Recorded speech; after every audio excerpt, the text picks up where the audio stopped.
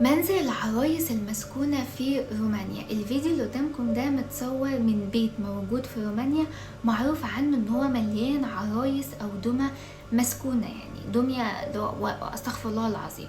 والبيت ده الناس كلها بتخاف ان هي تدخله اصلا او تمشي من نفس الشارع اللي البيت ده موجود فيه. بيت موجود في حتة منعزلة في رومانيا، والناس كلها بتتجاهل البيت ده كأنه مش موجود، اللي هو ايه، محدش بيدخله، محدش بيجي جنبه، محدش بيهوب منه، لدرجة ان الشرطة شخصيا بتخاف ان هي تدخل البيت ده او تعدي من الشارع. ودايما الناس بتسمع عن قصص ان البيت ده اي حد بيدخله ما بيطلعش منه تاني، او بنسبة كبيرة يعني ما بيطلعش منه تاني. منطقي، بيت مسكون بحاجات ويعوذ بالله، انتوا مش شايفين العرايس شكلها عامل ازاي جوه؟ فطبعا الناس كلها يعني اي حد يسمع عن البيت ده اللي هو بقولك ايه، بلاش اقفل السيره دي اصلا. محدش حتى كان، الناس كانت بتخاف اصلا ان هي تتكلم عن البيت ده اصلا، ومعروف جدا البيت ده في رومانيا. بس بسبب هوس الشهرة بقى والترندات والسوشيال ميديا والفيوز، مجموعة من الشباب قرروا ان هم يروحوا البيت ده بهدف ان هم يصوروا فيديو كامل داخل البيت عشان ياخدوا عليه مشاهدات. كان للأسف نهاية الشباب دي كانت نهاية كارثية. ايه اللي حصل بالظبط؟ دول كانوا مجموعة من 5 شباب، 3 بنات وولدين. 5 شباب دول كانوا عندهم قناة بتاعتهم على اليوتيوب، بينزلوا عليها تحديات صعب شوية ان اي حد يعملها، مقابل ان الناس بتديهم فلوس على الكلام ده. اللي هو احنا هنروح نعمل تحدي الفلاني، بس احنا هنعمله مقابل مثلا ان احنا ناخد المبلغ الفلاني. وكانوا بالفعل بيلاقوا ليهم دعم، ناس كانت بتقول لهم ماشي اعملوا التحدي ده، ولو عملتوه هنبعت لكم الفلوس اللي انتوا عايزينها. وبالفعل كانوا بيعملوا تحديات صعبة قوي، وبالفعل كان بيتبعت لهم فلوس، وكانوا مشهورين جدا في رومانيا بان هم بيعملوا حاجة زي كده. لحد ما في داعم، والداعم ده معروف عندهم قوي، يعني اداهم كذا تحدي قبل كده، وكانوا لما بيعملوه كان بالفعل بيبعت لهم فلوس. فالداعم ده راح يتحداهم وقال لهم اتحداكم ان انتوا تقعدوا ليلة كاملة في منزل العرايس المسكون، ولو عملتوا كده هبعت لكل واحد فيكم 10,000 دولار، يعني 50,000 دولار كتوتال. وانتوا بقى شوفوا الدولار بقى بكام دلوقتي. فالشباب في الاول كانوا مترددين، اللي هو احنا عارفين ان البيت ده خط احمر، ده محدش بيدخله، ده مش عارف ايه وايه وايه. بس فكرة ان كل واحد فيهم هياخد 10,000 دولار، اللي هو وبعدين حاولوا يقنعوا بعض ايه اللي ممكن يحصل لنا داخل البيت ده، يعني ولا حاجة يعني. المهم قبلوا التحدي واعلنوا على الصفحة بتاعتهم ان هم بالفعل هيروحوا البيت ده وهيقعدوا فيه ليلة كاملة، اللي هو هيروحوا بالليل ومش هيطلعوا منه غير لما النهار يطلع عليهم. تمام. وبالفعل جمعوا بعض هما ال5 وراحوا البيت ده الساعة 11 بالليل. بمجرد ما دخلوا البيت طبعا فتحوا الكاميرا بتاعتهم وبدأوا ان هما يعملوا لايف او بث مباشر عشان الناس كلها ايه تتفرج عليهم وتشوفهم، عشان كمان الداعم ده يشوفهم، وبعد ما يخلصوا الليلة دي يبعت لهم ال10,000 دولار بتاعهم. وبالفعل فتحوا الكاميرا، حطوها بحيث ان الكاميرا تبقى مبينة البيت كله، وبدأوا ان هما يتجولوا في البيت ده. البيت اول ما بيدخلوه بيبقى مليان عرايس من كل الأحجام، عرايس صغيرة، عرايس متوسطة، عرايس كبيرة، عرايس حجمها بحجم بني آدم كامل، يعني طولها بطول بني آدم. والعرايس دي كلها بتتحرك في نفس الاتجاهات، يمين شمال قدام ورا. العرايس كلها بتتحرك زي ما احنا شفناها في اول الفيديو. فطبعا الموقف مرعب جدا ومخيف. انتوا متخيلين انتوا داخلين بيت معروف ان ده بيت مسكون بعرايس مسكونة، اللي هو بقى ولا تقولي انابيل ولا تشاكي، دول اكتر من 50 عروسة. فهم قالوا ان مفيش حاجة هتحصل لنا لو احنا ال5 قعدنا جنب بعض كده وكلنا بقينا أسرة في بعضينا، والعرايس بتتحرك في مكانها، يعني مفيش عروسة مثلا هي بتتحرك بس في مكانها. فايه اللي ممكن يحصل لنا؟ يعني هنقعد كده لحد ما النهار يجي ونمشي، وكل واحد هياخد ال10,000 دولار بتوعه. وبالفعل عملوا كده، وكلهم قعدوا ايه، كل واحد بمايند هيز اون بيزنس، وكل واحد مع نفسه، لحد ما الساعة جت 3 الفجر، اللي هو عدى 5 ساعات كاملين، لا احنا داخل 4 ساعات كاملين داخل البيت ده. وفي عروسة من العرايس ده بدأت ان هي وقفت، قامت على رجليها واتحركت في الاتجاه ليهم، لل5 شباب دول.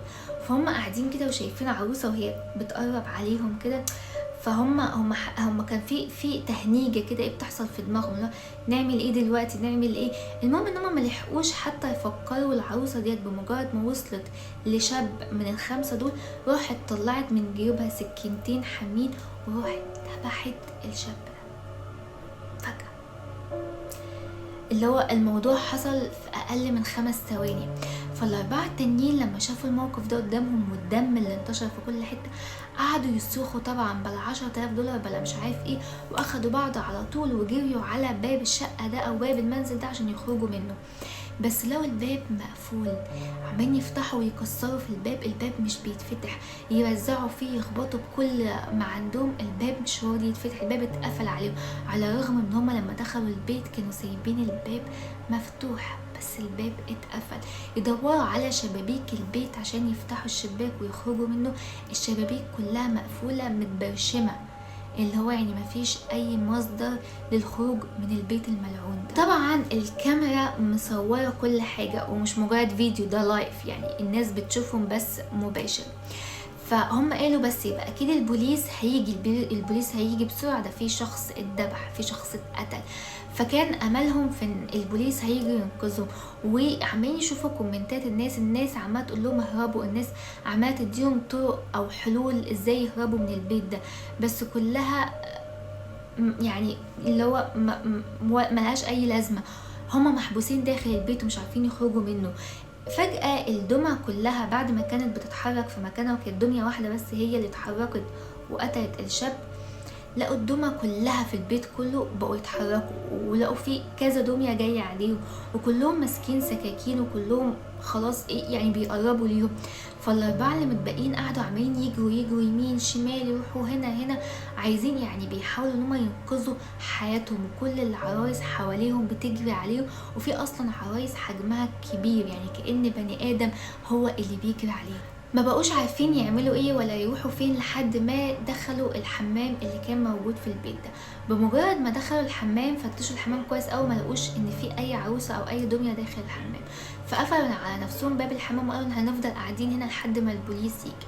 وفضلوا قاعدين كده ايه شويه وقت كده حلوين والدنيا ايه تمام، وطبعا سامعين باقي العرايس وهم عمالين يخبطوا على باب الحمام، لحد ما في بنت من الاربع شباب دول بتبص كده في مراية الحمام ولقيت ان انعكاسها هي شخصية مش موجودة على المراية. يعني هي المفروض مراية بس انعكاسها مش موجود. امال ايه الانعكاس اللي موجود؟ انعكاس لعروسة واقفلها بالسكينتين كده ايه داخل المراية. فالبنت بتبص وراها ما لقيتش حاجة، امال العروسة بالانعكاس ده جاي منين بالظبط؟ المهم في نفس اللحظة دي راحت العروسة كسرت المراية نفسها وخرجت من المراية وراحت بالسكينتين قتلت البنت دي. كده يبقى عندنا ضحيتين واللي متبقي 3. المهم ال3 التانيين طبعا لما شافوا المنظر ده راحوا فتحوا الباب بسرعة وجريوا من الحمام، ولقوا في عرايس قدامهم، هم شاطوا العرايس دول برجليهم اصلا، وهم خلاص ابتدوا ان هم ايه العروسة تيجي يقوم بيضربوا العرايس، اللي هو يا قاتل يا مقتول، اللي هو بيدافعوا عن نفسهم يعني.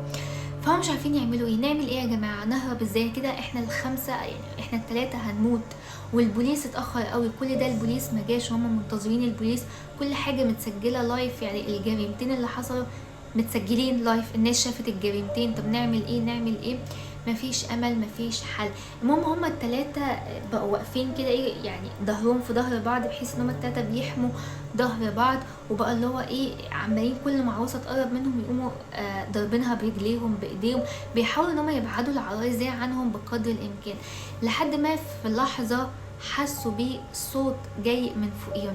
فبيبصوا فوق كده ويكتشفوا ان في عروسه كبيره كانت فوق الحيطه يعني، راحت نطت او نزلت عليهم، وللاسف برضك قتلت الولد. يعني هما اللي كانوا متبقيين بنتين وولد، فراحت قتلت الولد من اللي موجودين دول. وده طبعا حصل في ثواني، اللي هو جرائم القتل او لما بيجي يقتلوا العرايس بتقتل بطريقه سريعه جدا، لو انت مش بتلحق حتى تدافع عن نفسك او تعمل اي حاجه.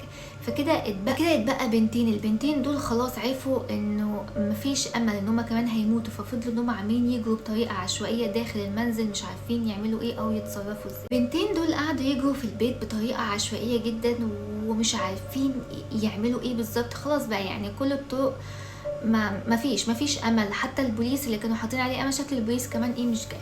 المهم ان هم في نفس اللحظه دي اكتشفوا ان النهار جه، يعني الليل عدى والنهار ابتدى يجي. بمجرد ما النهار ظهر لقوا ان العرايس دي كلها وقعت في مكانها. يعني بعد ما العرايس كانت بتتحرك وبتجري، العرايس كلها فقدت الحركه وفجاه تحولوا الى عرايس عاديه جدا. والعرايس كلها ايه، رجعت عرايس، رجعت العاب عاديه جدا. فالبنتين قالوا بس ده يعني ايه، وقتنا دلوقتي عشان نهرب. وبالفعل اللي كمان اكتشفوا ان باب البيت بعد ما كان مقفول اتفتح، فراحوا هربوا منه وطلعوا منه كده. ايه، بقوا بنتين بس هما اللي اتبقوا من ال5 شباب، وكل حاجة متسجلة لايف وكل حاجة الناس شافت. بمجرد ما البنتين دول طلعوا وهربوا وخلاص يعني خلصوا المهمة، لقوا في رسالتين جات لهم على الموبايل. بيبصوا على موبايلاتهم لقوا تحول لهم 10,000 دولار لكل واحدة فيهم. فطبعا هما يعني ما كانوش، يعني انت لسه دلوقتي يعني طالعين من فيلم رعب حرفيا، وفي 3 من صحابها ماتوا، فهم حتى ما عرفوش يتبسطوا بالفلوس دي. هم اول حاجه عملوا ان هم راحوا على اول اسم شرطه، فدخلوا للبوليس اللي هو كل حاجه متسجله قدامكم، احنا حتى مش يعني مش هنتكلم ونقول حاجه، كل حاجه اتسجلت. فالبوليس رد عليهم وقال لهم يعني انتوا عايزيننا نعمل ايه؟ ما البيت ده معروف ان هو فيه قوة شيطانية غير طبيعية بتحصل، فانتوا اللي رحتوا بنفسكم للبيت ده، او هنقبض على مين بالظبط؟ هنقبض على شوية عرايس؟ ما نقدرش نعمل لكم حاجة. وبالفعل ده اللي يعني ده اللي اترد على البنتين دول بيه. والبوليس ساعتها قالوا احمدوا ربنا ان انتوا خرجتوا احياء وعيشوا حياتكم، وحاولوا ان انتوا تستفادوا بالفلوس دي وخلاص الموضوع انتهى. الموضوع يعني احنا مش هنقدر نعمل حاجة، مش هنروح نقبض على شوية عرايس يعني من الاخر.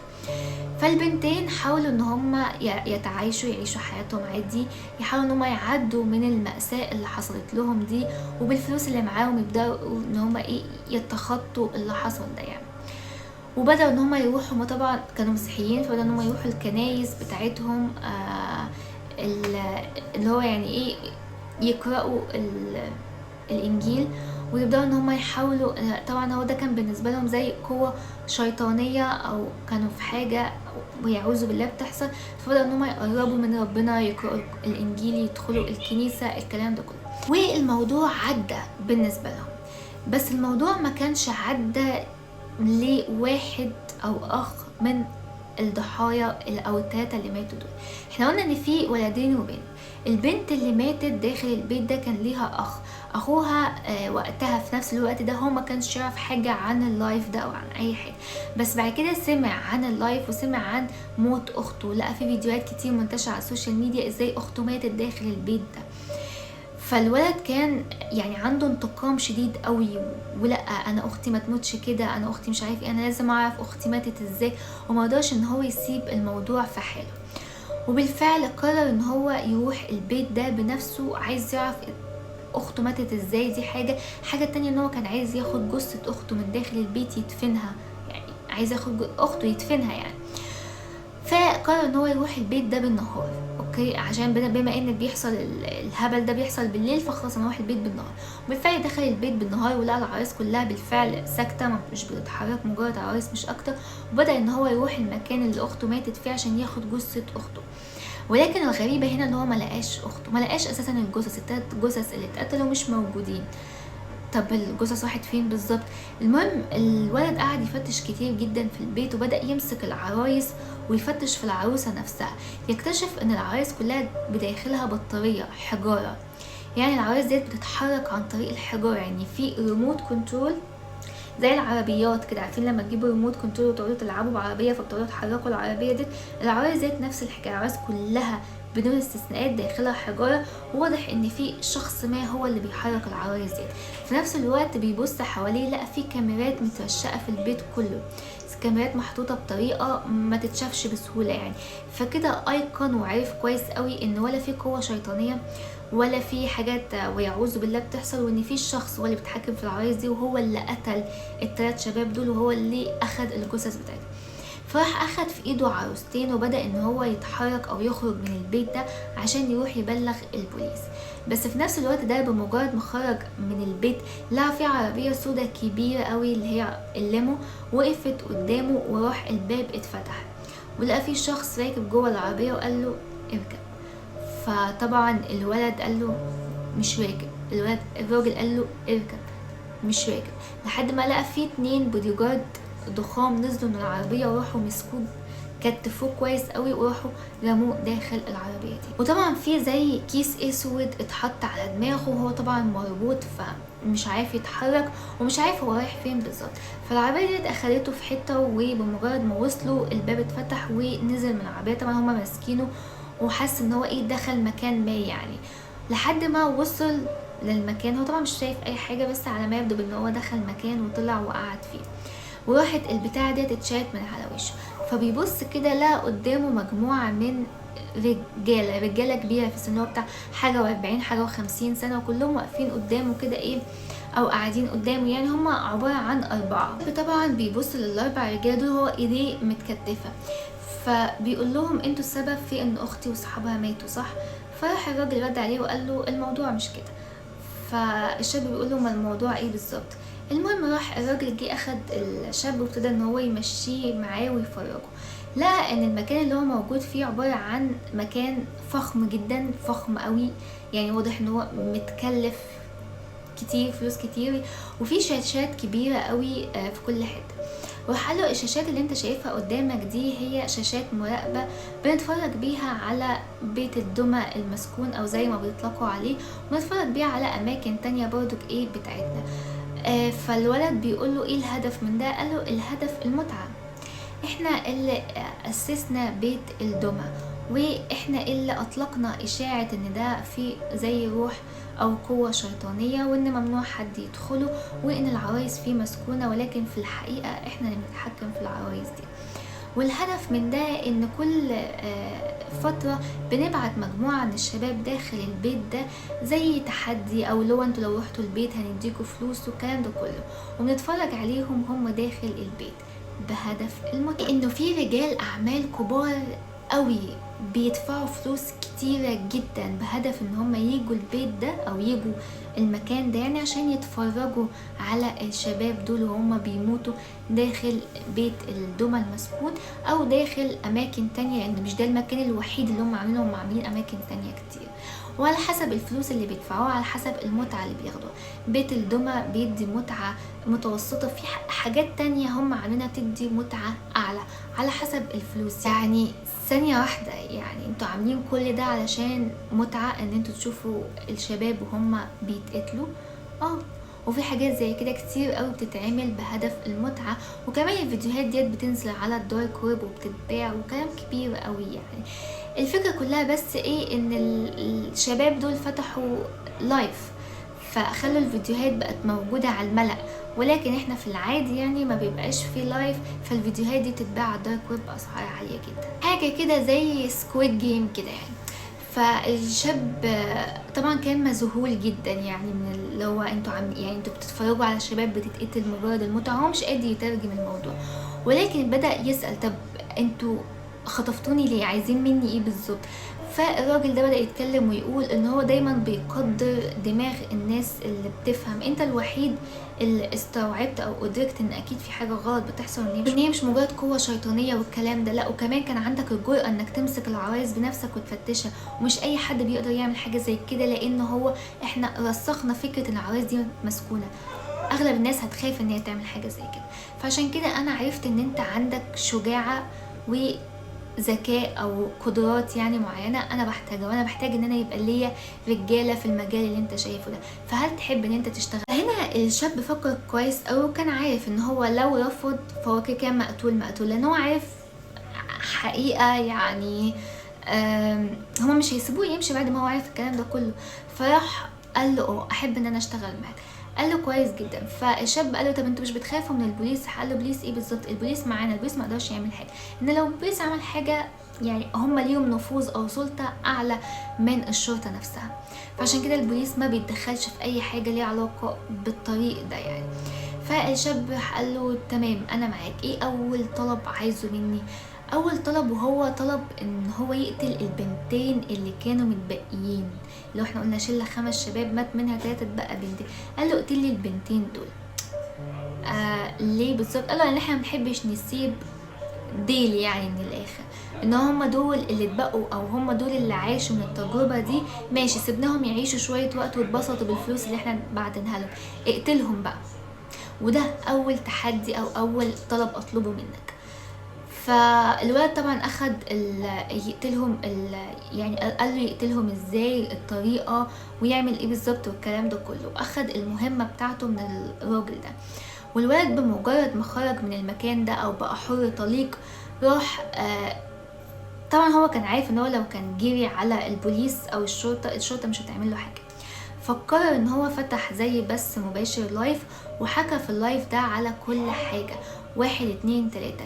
البيت ده مش بيت مسكون، ده بيت العرايس اللي فيه حجارة، وبيتحكم فيها فلان الفلاني فلان الفلاني، وموقعهم كذا ومكانهم كذا، وبيعملوا 1 2 3. حكى كل حاجة في اللايف. وطبعا اللايف او البث المباشر ده اغلب الناس اتفرجت عليه، وبقت قضية رأي عام، وناس كتير قوي اتكلمت عن الموضوع وازاي الحكومة او الشرطة سايبة حاجة زي كده. المهم ان الولد ده بعد اللايف ده اختفى تماما. طبعا السيناريو الوارد ان هو اكيد اتقتل يعني، بس الناس هنا حوطها لقضية رأي عام. عايزين ناخد حق الولد اللي اختفى، اللي بنسبة كبيرة قوي اتقتل، اللي هو عمل اللايف. عايزين ناخد حق الثلاث شباب اللي اتقتلوا دول. عايزين ناخد حق الناس اللي قبل كده ماتت يعني. ولكن في نهاية الأمر البوليس أو الحكومة طلعت اتكلمت وقالت إن الولد اللي عمل لايف مباشر ده مريض نفسيا، وإن هو مختفاش، لأ هو موجود دلوقتي في مستشفى الأمراض النفسية والعقلية، وإن ده واحد مجنون، وإن الكلام ده مش حقيقة، وهاتولنا إثبات على الكلام ده. فهنا الناس انقسمت نصين، نص كان مصدق ان هو ولد مجنون، ونص صدق انه لا، الولد ده بيقول الحقيقة، وان الشرطة بتحاول ان هي تغطي على الموضوع ده. بس في النهاية الموضوع اتنسى زي ما مواضيع كتير بتتنسي. الفكرة بقى كمان انه البنتين اللي هما كانوا متبقيين من الخمسة الاولانيين، الناس فوجئت ان بعدها بفترة البنتين دول لقوهم منتحرين في اوضهم. فطبعا السيناريو المعتاد او اللي اتقال ان هما ما قدروش يستحملوا فكرة ان 3 اصحابهم التانيين ماتوا، فعشان كده انتحروا. والموضوع عدى زي اي موضوع، والناس نسيته اصلا. محدش عارف الشاب اللي طلع وعمل لايف اصلا هل هو فعلا في مستشفى الامراض العقلية، ولا هو ايه اللي حصل له بالظبط. القصة دي اتعرفت من خلال اللايف بتاع الشاب ده. فانا بقى هاجي اسألكم سؤال مهم اوي، تفتكروا ان ده كان شاب مريض او مجنون زي ما اتقال عليه، ولا ان قصته ممكن تبقى قصة حقيقية؟ يعني انت كمستمع وحكيت لك القصة كلها دلوقتي، تفتكر القصة ديت ممكن بالفعل تبقى حقيقية، ولا انت ايه رأيك؟ وبس كده يا جماعة، دي كانت قصة النهاردة. اتمنى تكون عجبتكم، وما تنسوش لو اي حد عنده قصة سواء من تأليفه، قصة قرأها في حتة، قصة خيالية، قصة حقيقية عايز نحكيها على اليوتيوب، يبعتلي على انستجرام. ما تنسوش تعملوا فولو على انستجرام وعلى التيك توك لو حابين يعني، وتفعلوا الجرس على اليوتيوب عشان انزل قصة جديدة توصل لكم. وبس كده، باي باي.